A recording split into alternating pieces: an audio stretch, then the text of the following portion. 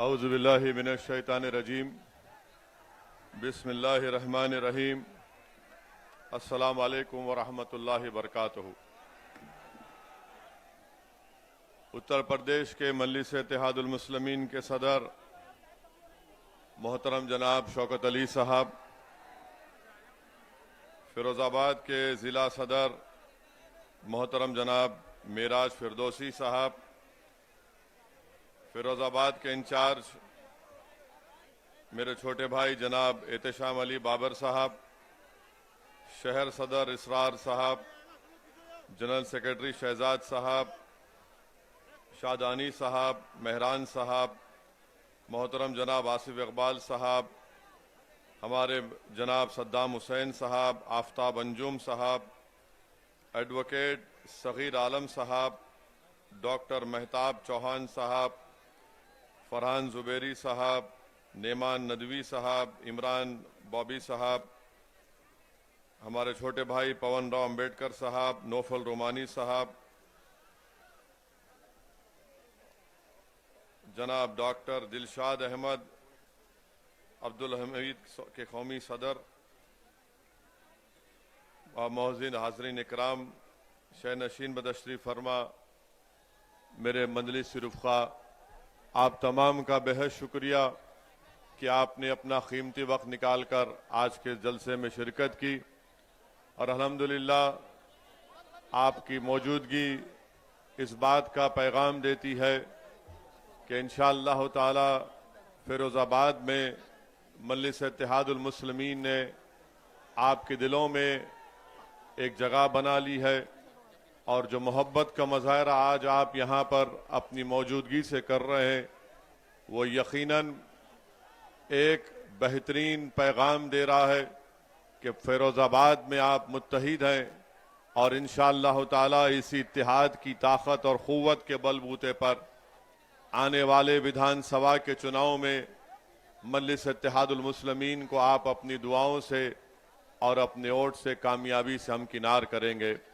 मैं शुरुआत में आप तमाम का शुक्रिया भी अदा करना चाहता हूं कि मेयर के इंतखाबात में 50,000 से ज़ायद वोट आपने मजलिस इत्तेहादुल मुस्लिमीन के हक़ में इस्तेमाल किए। मैं आपका अपने दिल की गहराइयों से, अपनी जमात की तरफ से, अपनी जानिब से आपका बेहद शुक्रिया अदा करता हूं। जो अहम बात मैं आपसे करने आया हूं वो ये है कि फिरोज़ाबाद में इंशाअल्लाह ताला मजलिस इत्तेहादुल मुस्लिमीन अपने उम्मीदवार को आने वाले असेंबली और विधानसभा के चुनाव में खड़ा करेगी। मेरी आपसे अदबन गुजारिश है कि आप मजलिस के उम्मीदवार की कामयाबी के लिए अपनी दुआओं से, अपनी इत्तेहाद की ताकत से यहाँ से मजलिस के उम्मीदवार को कामयाब करें। मैं जानता हूँ कि फिरोज़ाबाद में बहुत मसाइल हैं, बहुत से प्रॉब्लम्स हैं और इन मसाइल के हल के लिए बेहद ज़रूरी है कि आप यहाँ से अपने वोट से अपने उम्मीदवार को भी कामयाब करें।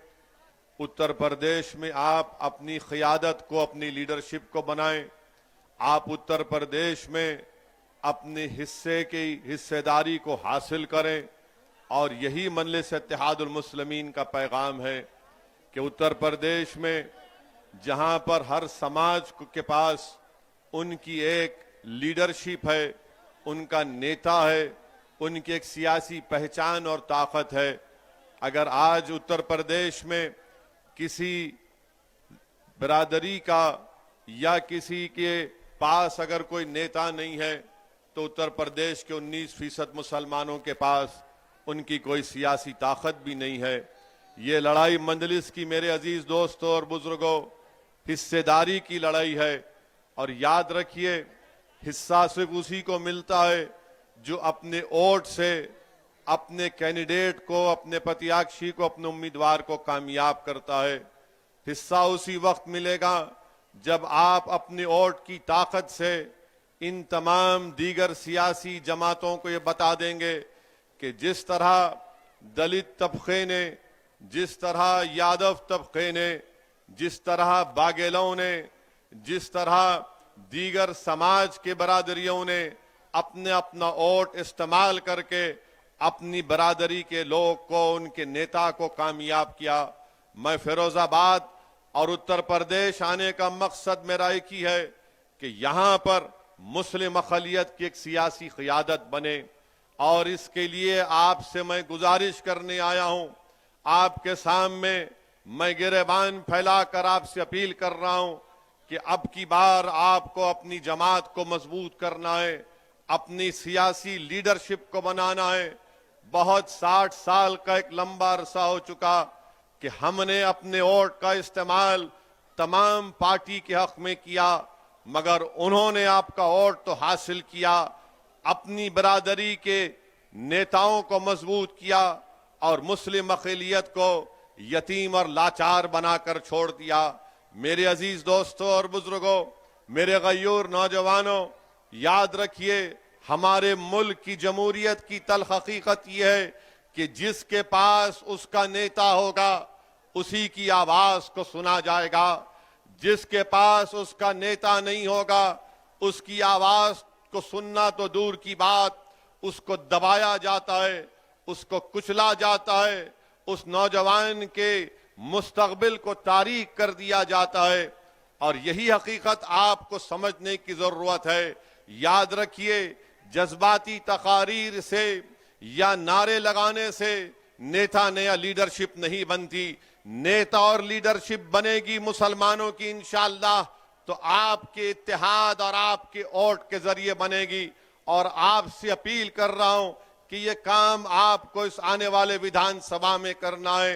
लोग बहुत सी बातें करेंगे, बहुत सी सियासी पार्टी के नेता आकर आपसे कहेंगे, बल्कि कह भी रहे हैं कि असदुद्दीन ओवैसी की मंजलिस पार्टी को वोट दोगे तो याद रखो यहां से बीजेपी कामयाब हो जाएगी।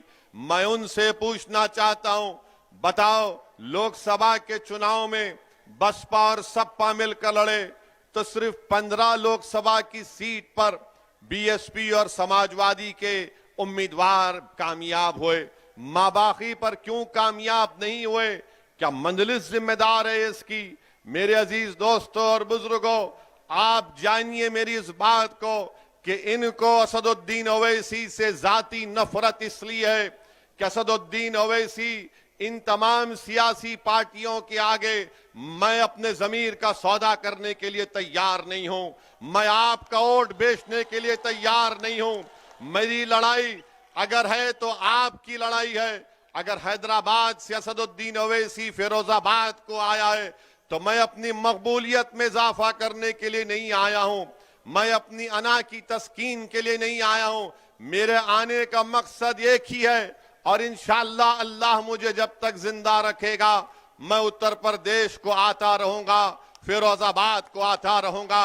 और मेरी ख्वाहिश यही है कि अल्लाह जब मेरी इस जिस्म से मेरी जान को निकाल देगा, नहीं मालूम कि अल्लाह कितनी मोहलत हमको और आपको दी है।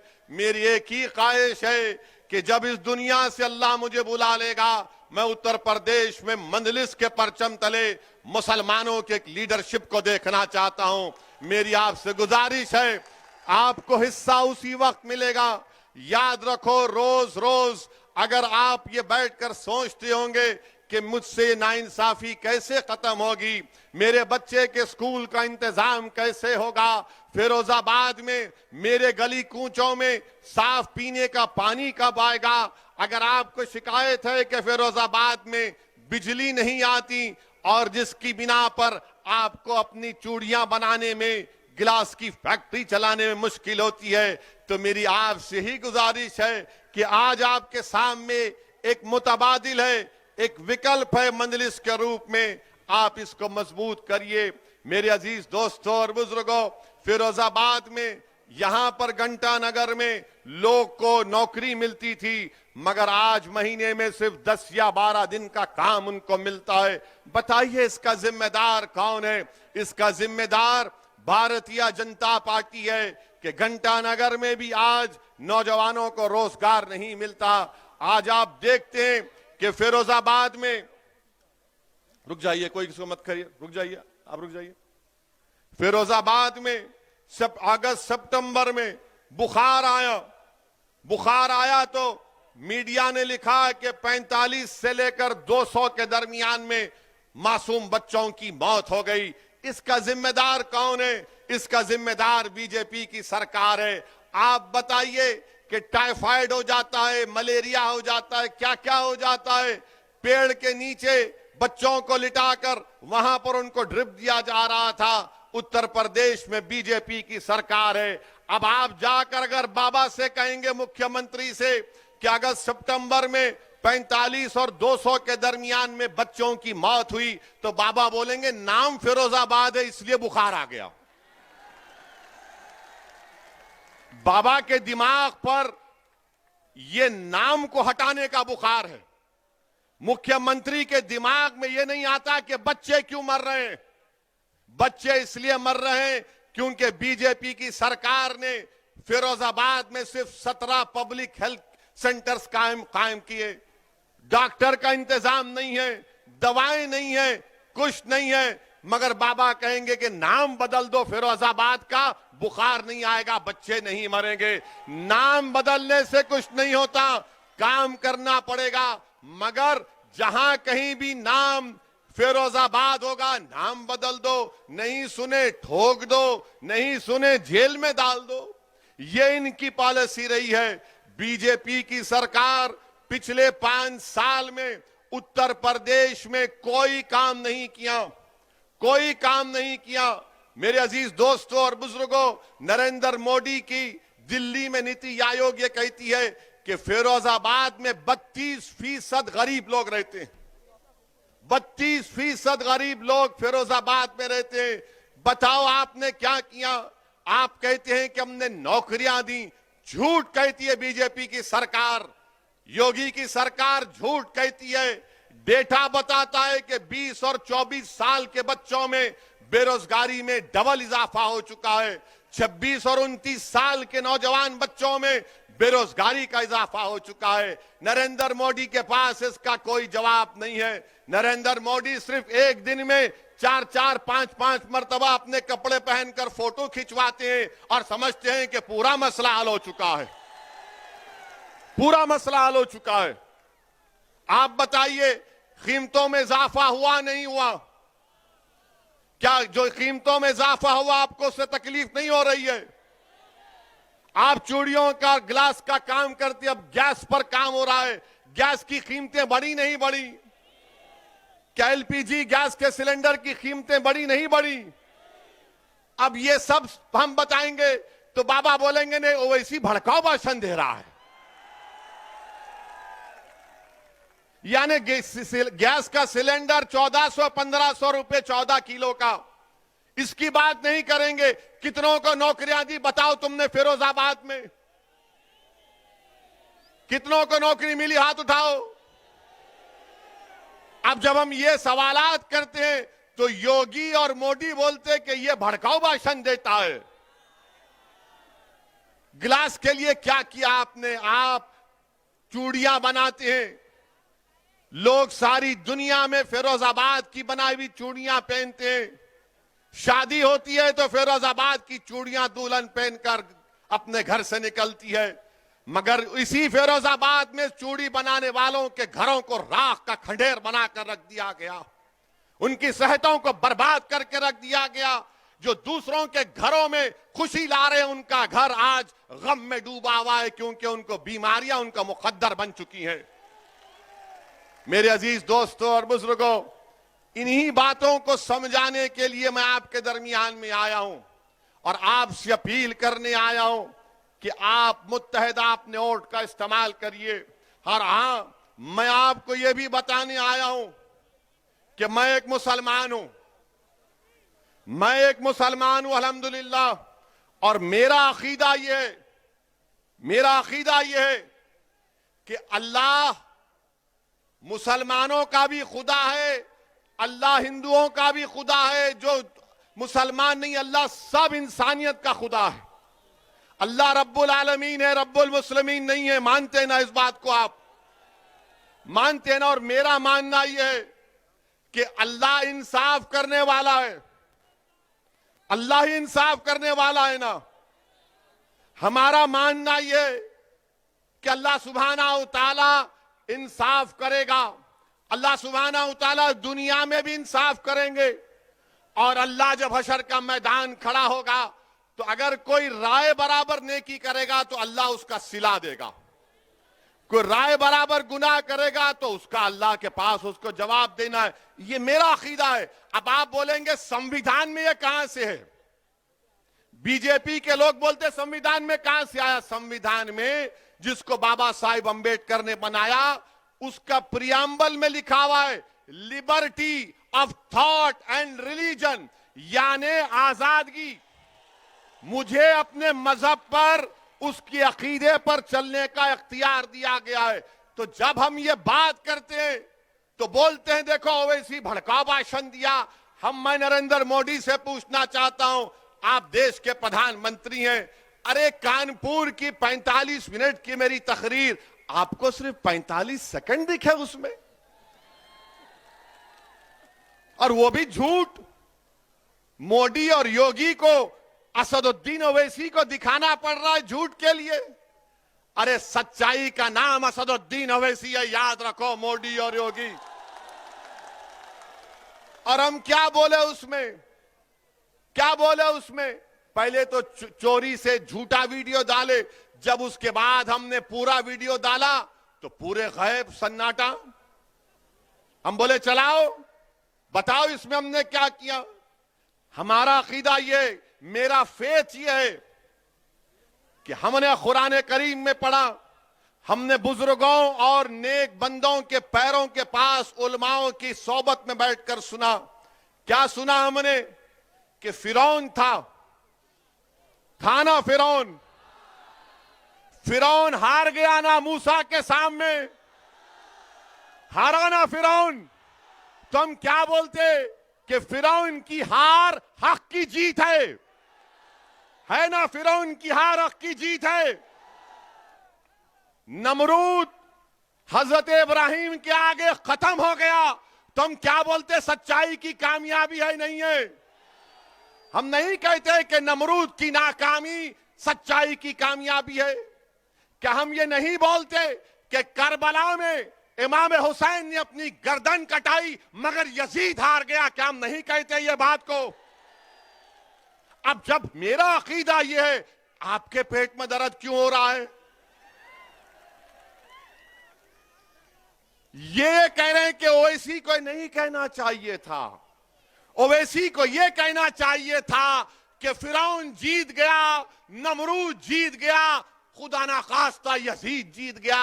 अरे दुनिया जब तक कायम अल्लाह रखेगा, हमेशा वक्त का फिरौन हारेगा, वक्त का नमरूद हारेगा, वक्त का यजीद हारेगा। अब मीडिया वाले सोच रहे होंगे अब कैसा पकड़े उसको, कैसा पकड़े इसको? नहीं पकड़ सकते। मेरा अकीदा है, आप मूसा को मत मानो, आप फिरौन को मानो तो आप फिरौनी, आप इब्राहिम को मत मानो तो आप नमरूदी, आप हुसैन को नहीं मानो तो आप यजीदी। ये जमहूरियत की खूबसूरती है। मैं तो ये नहीं कह रहा हूं ना कि मैं ही सच हूं, मैं ये कह रहा हूं कि मेरा मानना ये है। इसीलिए हम कहते हैं कि जो जालिम है उसका खातिमा होगा। हो सकता कि मेरे जिंदगी में ना हो, मेरे बच्चों की जिंदगी में हो जाएगा। अच्छा, आपको मालूम नमरूद को कैसे उसका खातिमा हुआ? नमरूद का खातिमा कैसे हुआ मालूम आपको? नमरूद का खातिमा ऐसे हुआ कि अल्लाह ने उसके दिमाग में एक लंगड़े मच्छर को डाल दिया था। लंगड़ा मच्छर नमरूद की दिमाग में चला गया।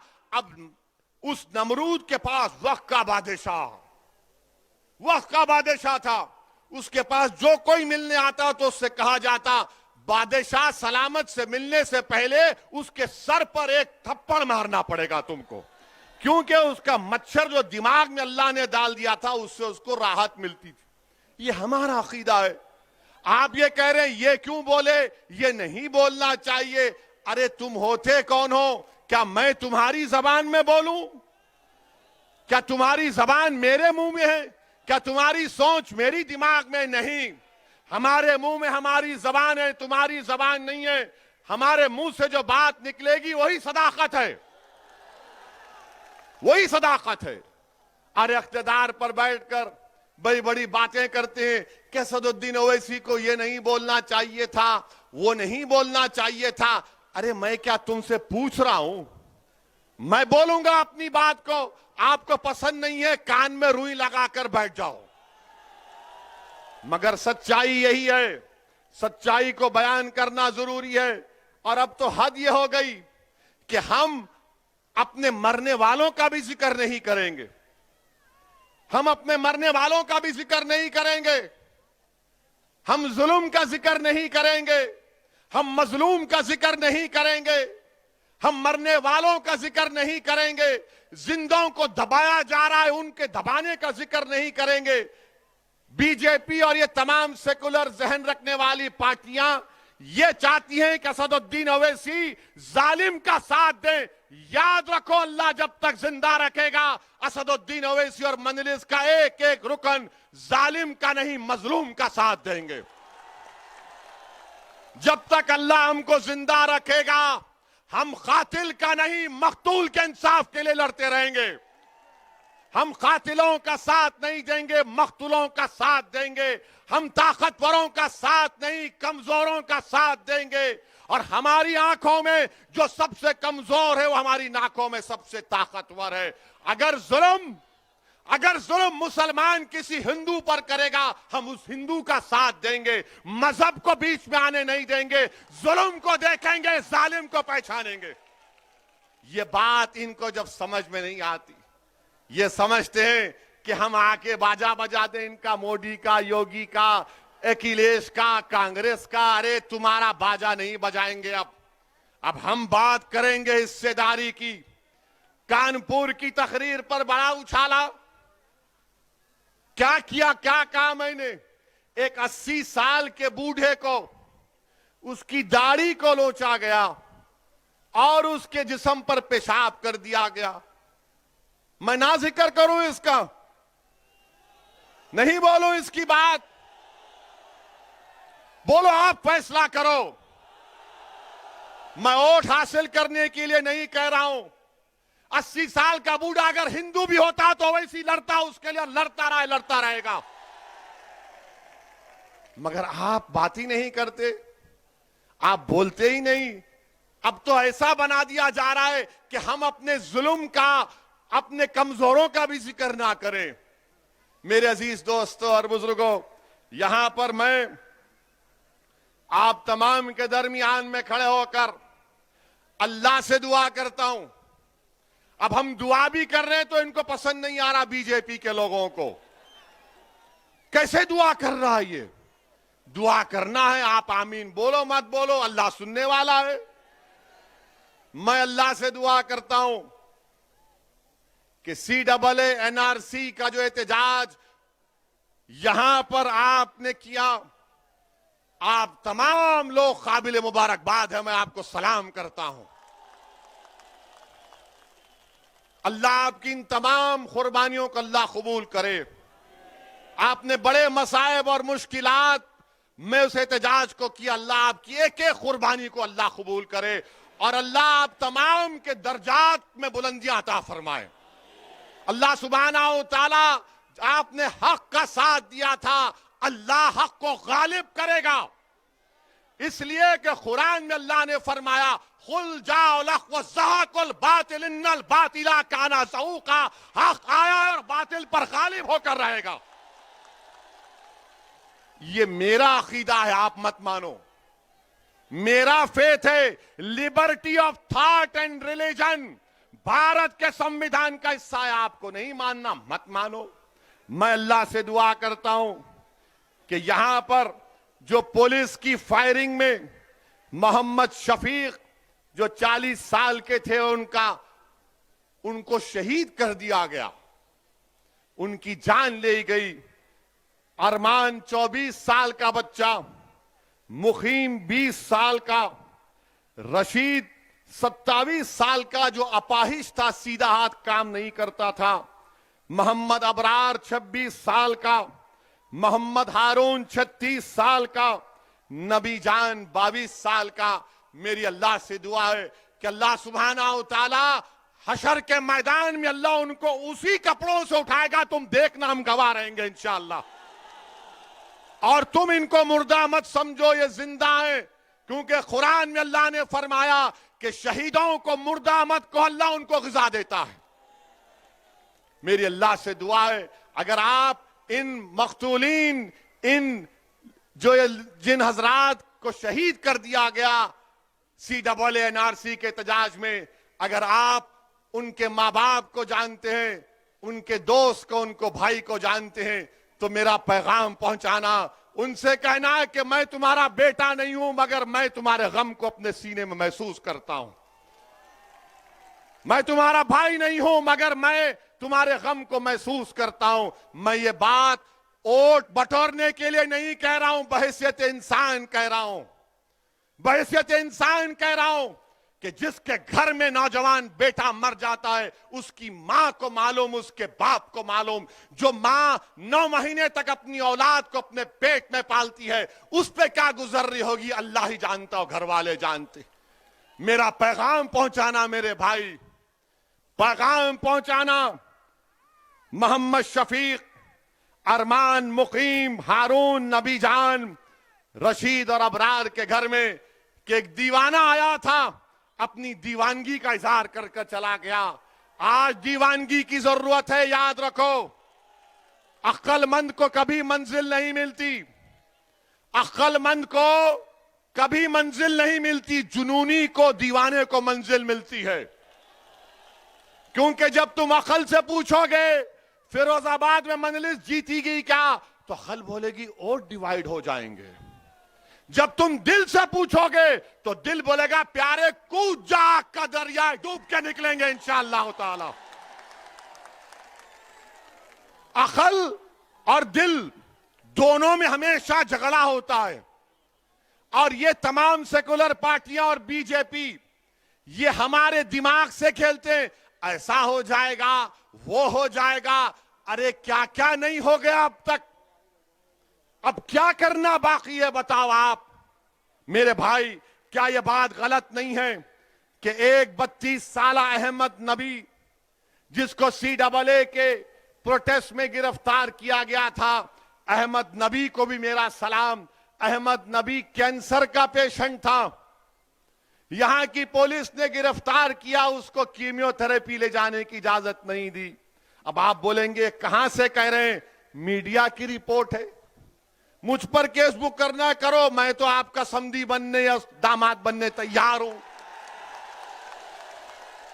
मुझे उसकी परवाह नहीं है, सच्चाई को बयान कर रहा हूं। और फिर उनका भाई फिरोजाबाद के जेलर लाल प्रताप सिंह ने मीडिया से कहा कि योगी सरकार ने अहमद नबी की कीमियोथेरेपी के लिए पुलिस कस्टडी नहीं दी। जेलर साहब कह रहे हैं उन पे भी केस बुक करेंगे क्या आप? और फिर टाइम्स ऑफ इंडिया जनवरी 1, 2020 का टाइम्स ऑफ इंडिया ने लिखा कि वीडियो है जिसमें पुलिस की मौजूदगी में पत्थर बरसाए जा रहे थे। योगी बोलेंगे नहीं, पत्थर नहीं, फूल बरसा रहे थे।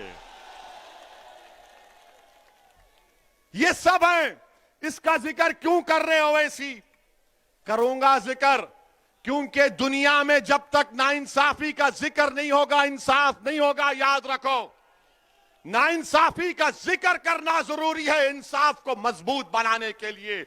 मजलूम का जिक्र इसलिए जरूरी है कि जालिम के जुल्म को रोकने के लिए और बच्चों के मुस्तकबिल को अच्छा बनाने के लिए। मेरे अजीज बुजुर्गों, फिर आप ये भी देखते हैं, आप ये भी देखते हैं कि आपके फिरोजाबाद में एक भी गवर्नमेंट की यूनिवर्सिटी नहीं है, एक भी गवर्नमेंट की यूनिवर्सिटी नहीं है। क्या किए बाबा आप, क्या किए समाजवादी की सरकार ने? मेरे अजीज दोस्तों और बुजुर्गों, आपके सामने ये भी बताने आया हूं कि उत्तराखंड में हमारे मीडिया के लोग, जरा कैमरा कर लो मुझ पे, मसाला दे रहा हूं आपको शाम के 6 बजे के लिए। हमारा निकाह करना 7 बजे। माशाल्लाह हफ्ते में 2 बार हमारा अख्त होता है टीवी के ऊपर, निकाह होता है हमारा, दूल्हा बनाकर पेश किया जाता है हमको। ये देखो ये बोला वो बोला, ऐसे बोला वो बोला। अरे अल्लाह जबान दिया तो बोलने के लिए दिया ना, गूंगा रहने के लिए तो नहीं दिया है ना। संविधान के दायरे में रहकर बोल रहा हूं, तुमसे संविधान सीखना नहीं है, मैं तुमको सिखा सकता हूं संविधान। उत्तराखंड हरिद्वार में एक धर्म संसद हुआ। क्या हुआ? अब धर्म संसद में उत्तराखंड में बीजेपी की सरकार, आज भारत के प्रधानमंत्री नरेंद्र मोदी गुजरात में ईसाइयों के चर्च के में जाकर कहा कि भारत की अखंडता को बरकरार रखना है, भारत की यूनिटी को बरकरार रखना है। देश के प्रधानमंत्री ने कहा बड़ी अच्छी बात है, बड़ी अच्छी बात है। मगर हम देश के प्रधानमंत्री से पूछना चाह रहे हैं कि उत्तराखंड में आपकी सरकार है और उस सरकार में वहां पर एक धर्म संसद हुआ जिसमें उसका नाम क्या रखा गया? इस्लामिक भारत में सनातन का भविष्य, ये हुआ है। अच्छा, उसमें क्या कहा गया? उसमें चलिए मैं लफ्ज मुसलमान नहीं बोलूंगा क्योंकि योगी और मोदी और उनके चमचों को बड़ी आपत्ति होगी। मैं ये कहूंगा कि उन्होंने असदुद्दीन ओवैसी के बारे में ये कहा, एक महाशय ने कहा कि काश मैं एमपी होता तो मनमोहन सिंह को गोलियां मार देता। देश का मनमोहन सिंह 10 साल का प्रधानमंत्री, अगर मैं पार्लियामेंट में होता तो एक महाशय बोले, उनका नाम नहीं बोलना चाह रहा हूं मैं, ना छोड़िए, नाम तो सिर्फ अल्लाह का रहेगा, याद रखो, नाम तो सिर्फ अल्लाह का रहेगा और किसी का नाम नहीं रहेगा इंशाअल्लाह ताला। अब उस पे भी इनको तकलीफ हो जाएगी। तो एक महाशय ने कहा कि अगर मैं पार्लियामेंट में होता तो नाथूराम गोडसे की तरह 6 गोलियां भारत के एक्स प्राइम मिनिस्टर को गोली मार देता। अब आप सोचिए थोड़ी देर के लिए, जो मोदी के भक्त है उनसे भी कह रहा हूं, अगर कोई फेसबुक पर योगी और मोदी के बारे में कुछ अनाप शनाप लिख दे तो 4 घंटे के अंदर हजरत पुलिस उसके घर को पहुंच जाती, चल हमारे साथ। खाली फेसबुक पर देश के एक प्रधानमंत्री के ओहदे पर रहने वाले मनमोहन सिंह से कहा जा रहा है कि अगर हम होते तो तुझे 6 गोलियां मार देते। आपको मालूम, लंबा अरसा हो चुका ये होकर, 4-5 दिन हो चुके, एक भी गिरफ्तारी नहीं हुई, एक भी गिरफ्तारी नहीं हुई है। अरे मनमोहन सिंह की तो इज्जत नहीं करते तो देश के प्रधानमंत्री के ओहदे की इज्जत करो। आज मोदी प्रधानमंत्री हैं, कल कोई और होगा इंशाअल्लाह, मगर उस ओहदे की तो अजमत, उसका इकबाल रहना चाहिए ना। कोई कैसे खड़े होकर कह सकता है, कोई कैसे खड़े होकर कह सकता है कि मैं पार्लियामेंट में होता तो 6 गोलियां मार देता। मगर कोई एक्शन उत्तराखंड की बीजेपी की सरकार ने नहीं लिया। एक और महाशय थे, उन्होंने क्या कहा? उत्तराखंड के ईसाइयों को कहा क्रिसमस नहीं मनाना, क्रिसमस मनाओगे तो फिर तुम्हारी खैर नहीं है। अच्छा, एक और महाशय ने कह दिया कि मैं भगवा संविधान दे रहा हूं। अब हम पूछना चाहते हैं मोदी जी से, क्या आप ये भगवा संविधान को लेकर आएंगे या अंबेडकर के बनाए हुए संविधान को बरकरार रखेंगे? संविधान की धज्जियां उड़ाई जा रही हैं। बीजेपी, नरेंद्र मोदी सन्नाटे में हैं। और फिर एक और मैडम ने कहा, वन मैडम हैज सेड, क्या कहा मैडम ने? मुझे 100 सिपाही चाहिए जो 20 लाख ओवैसी की तरह लोगों को मार दे। भाषण में कहा, कमरे में नहीं भाषण में कहा, और कहा कि भारत का संविधान गलत है और भारत के लोगों को नाथूराम गोडसे की पूजा करनी चाहिए। क्या करनी चाहिए? पूजा करनी चाहिए। वो गांधी का कातिल हरामी गोडसे की पूजा करेंगे। इस आजाद हिंदुस्तान का अगर सबसे पहला टेररिस्ट कोई था, नाथूराम गोडसे था। और मैडम बोल रही हैं उसकी पूजा करनी चाहिए।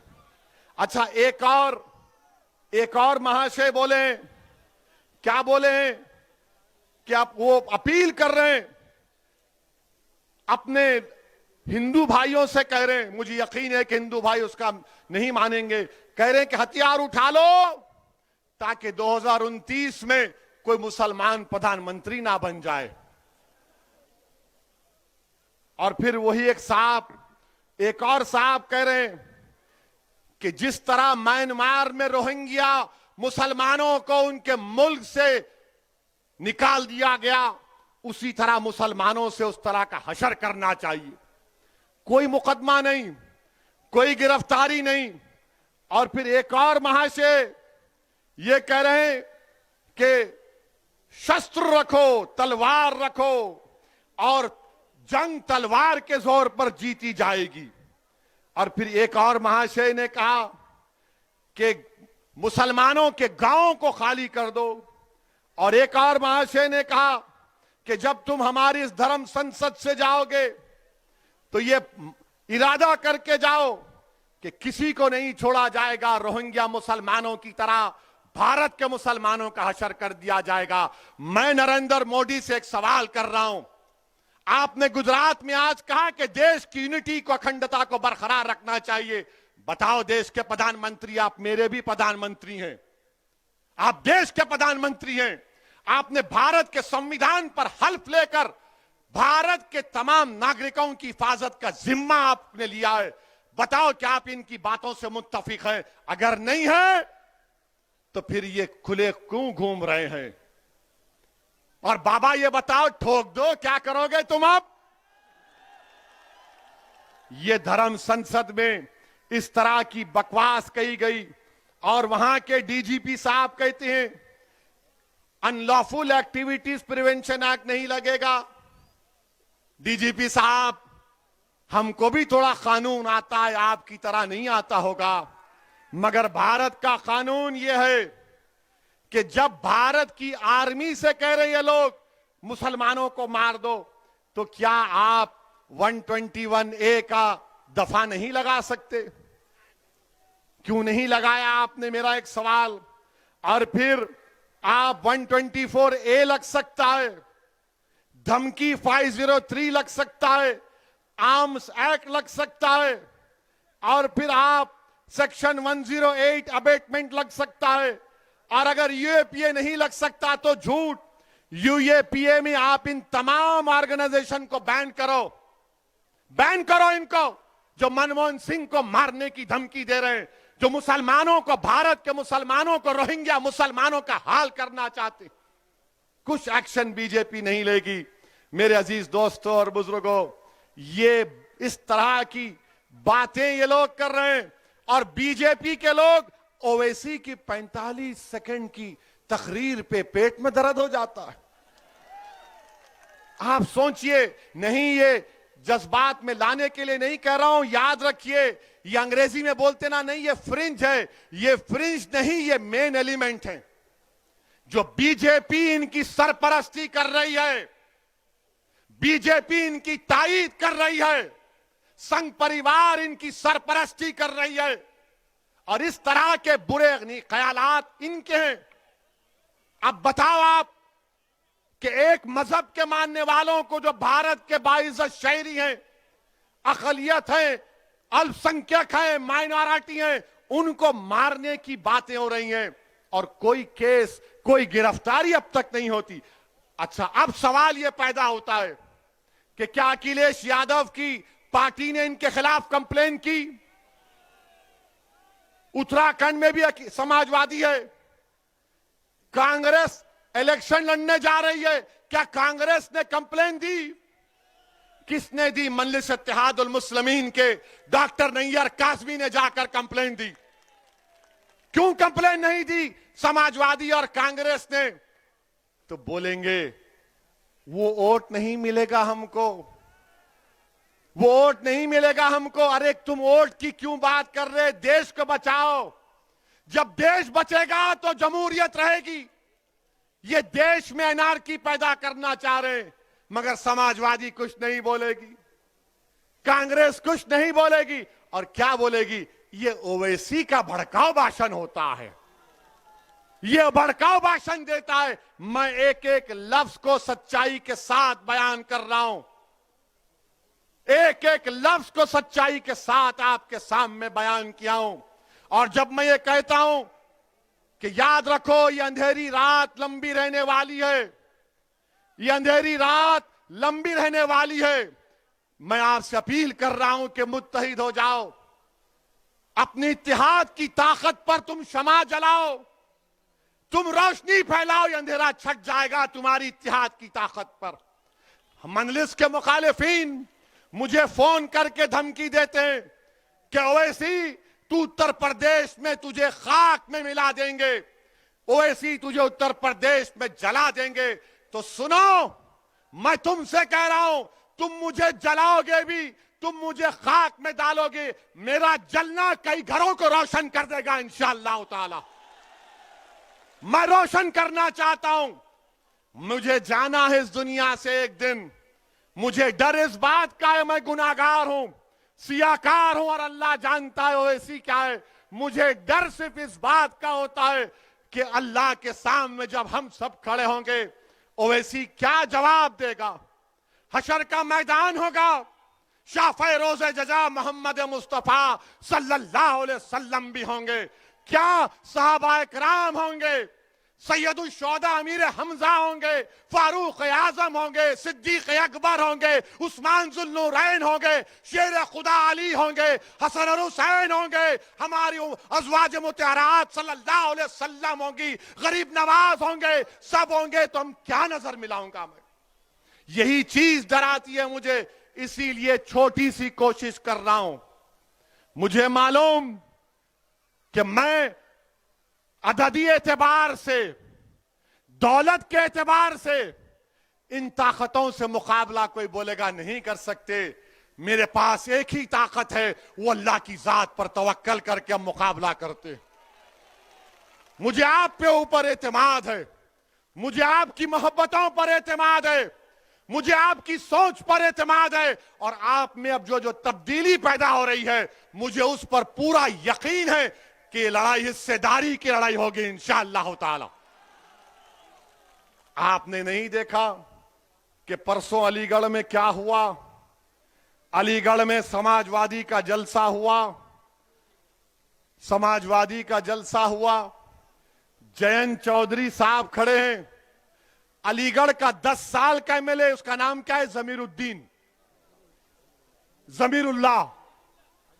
अब हाथ पकड़ो, हाथ पकड़ो। अब ऐसा हम कर रहे हैं। अब बाबर आ गया ऐसा, तो मैं ढकलूं बाबर को ऐसा? बोलो आप। तो मैं होता बाबा, आजा बाबर तू भी। मगर जयंत ने क्या किया? जमीरुल्लाह को बोला पीछे हट। 10 साल का एमएलए, यह हो तौहीन मुसलमानों की। मुझे शिकायत जयंत चौधरी से नहीं है, मुझे शिकायत तुमसे है। तुम गए क्यों? ये तुम्हारा मंच है, तुम यहां पर आओ, मैं कंधे में बिठाने तैयार हूं तुमको। आओ जमीरुल्लाह, यहां बैठो। तुम नेता बन जाओ, मेरी लाश पर बनो, मेरी खबर बना दो, मगर तुम नेता बन जाओ एक बार। मुझे शिकायत इनसे नहीं है, शिकायत अपनों से है। तुम कब तक दरी बिछाओगे? मुसलमान उत्तर प्रदेश के कब तक दरी बिछाएंगे? अब तुम दरी नहीं बिछाना, तुम मंच पर आकर बैठोगे इंशाअल्लाह। तुम हिस्सेदारी की लड़ाई लड़ोगे मुसलमानों उत्तर प्रदेश के। और याद रखो, अरे जिंदा है, जिंदा ही रहेंगे इंशाअल्लाह ताला। सुबह क़यामत तक जिंदा रहेंगे। रसूलुल्लाह सल्लल्लाहु अलैहि वसल्लम की उम्मत जिंदा रहेगी। हमेशा जिंदा रहेगी। जब तक जिंदा रहेंगे कायनात में सूरज निकलता रहेगा। हम जिंदगी और जिंदा रहने के लिए आए, मगर जिंदगी के मजाहरे भी करना है। सिर्फ नारे मारकर बैठना नहीं है। अब आप मजलिस के हक में वोट का इस्तेमाल करेंगे नहीं करेंगे? कितने करेंगे? हाथ उठाइए। उधर यहां पर हाथ उठाइए। ये मीडिया वालों कैमरा दिखाओ, बताओ उन लोगों को कि हाथ उठ चुके हैं। इनकलाब आएगा उत्तर प्रदेश में इंशाअल्लाह ताला। तो लगाओ मेरे साथ नारा, नारे तकबीर, नारे तकबीर, नारे तकबीर। अस्सलाम वालेकुम व रहमतुल्लाहि व बरकातुहू।